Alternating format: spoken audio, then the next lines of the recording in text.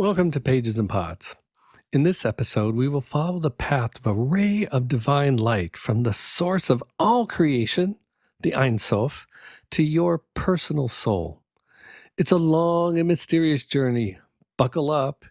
Here we go. We will follow the path of emanation explained by the 16th century Rabbi Isaac Luria, using a tradition known as Lurianic Kabbalah, which comes down to us in a text called the Zohar. Here is a pictorial description of all of creation.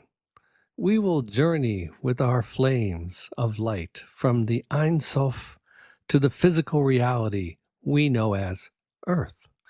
Our journey begins at the boundary of the infinite divine, the source of all creation, and the first sphere of what is described as concealment. The Zohar explains that God had to create a space within itself for all of reality to exist, and in particular, humanity. The accepted example is to imagine a single spark of light, such as a candle flame existing inside the sun. The awesome brightness of the sun would completely obscure the identity of the tiny flame. It would have no individuality within a sphere of immense illumination. So God withdrew itself in a process called Tzimtzum to make a space for the souls of humanity. Our individuality is possible because God conceals its awesome radiance and allows our flame to shine a light of its own. However, reality is made possible by a tiny fraction of God's light to radiate into Tzimtzum. That radiance is called the Kav. Your soul is given illumination by the Kav, which is connected to the Creator by its own beam. Rabbi Luria described the act of creation as continuous. All creation is continually created. As the Kav passes into Tzimtzum, it goes through what is called the Reshimu.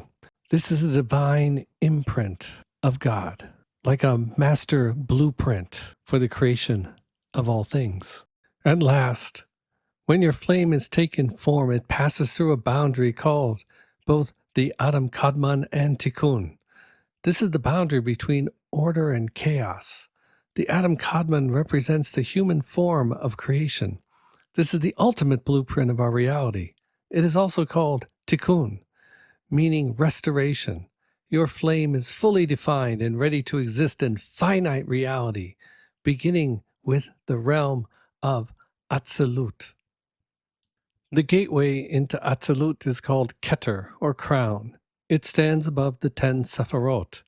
This is another layer of concealment, separating the knowable aspects of God from the unknowable. It is also described as the unknowable will of God.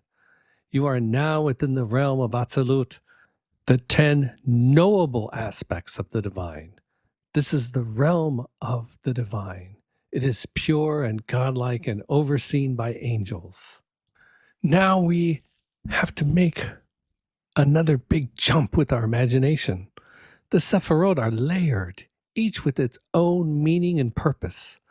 The Kav radiates downward from all points of the sphere, but now interacts with the knowable aspects of God.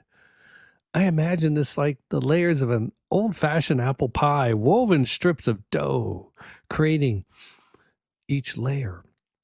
The top 2 Sephirot are Chochmah and Bina, meaning wisdom and understanding. Your flame passes through these, gaining guidance from the angel in them. You emerge into Dat, knowledge, which comes from wisdom and understanding.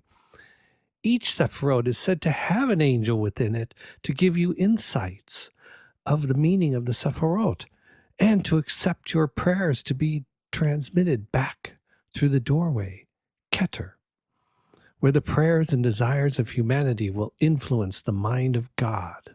The next 2 interwoven Sephirot are Gevurah and Chesed, strength and mercy. They lead to Tiferet, beauty and harmony. Below Tiferet are Hod and Yesod, humility and endurance. The angel at Hod receives the prayers of the righteous through Malchut, the entrance to our reality. At this point, your flame is a perfected emanation of the divine, ready to enter the spiritual and material world of humanity. Malchut is also known as the Shekinah and separates the divine realm of the Sephirot from the spiritual and physical world of humanity. It is said to be the feminine nature of God, a place where God receives the prayers, thoughts, and aspirations of all of humanity. The Shekinah is the knowable presence of God. She can be brought into physical reality by practicing good deeds and living a righteous life. She is directly knowable to those who follow the Torah. The higher Sephirot can be accessed by a person with pure intent, by the refinement of a person's thoughts through meditation and visualization. However, the Atzilut receives not only the prayers and intentions of the faithful, but also the evil desires of the wicked. The thoughts and intentions of humanity rise up through the heavenly spheres and reach Keter, the unknowable will of God. They are reflected back down to the physical world as judgment and mercy. Once through Malchut, your flame is ready to enter into your physical body. It passes through Beria, Yetzirah, and Asiya, the realm of thoughts, words, and action. The Zohar teaches that although your soul is pure and gives life to your body, it must exist with your ego, your true nature, your independent will. That little flame, the divine spark, gives your body life. Now it's up to your ego, yourself, or I to create your independent life in the physical world.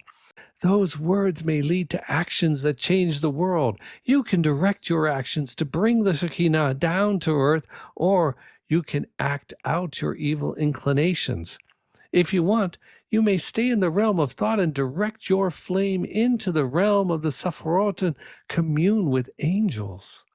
The one key takeaway from this presentation is understanding that your flame is continually being emanated from God. Your soul is always connected, but you get the choice to do what you want with your life. Before clicking off this podcast onto your next adventure, take a moment to reflect on that last thought. Your soul is perfect, but your self lives within an imperfect world. Keep looking up and stay focused on the divine.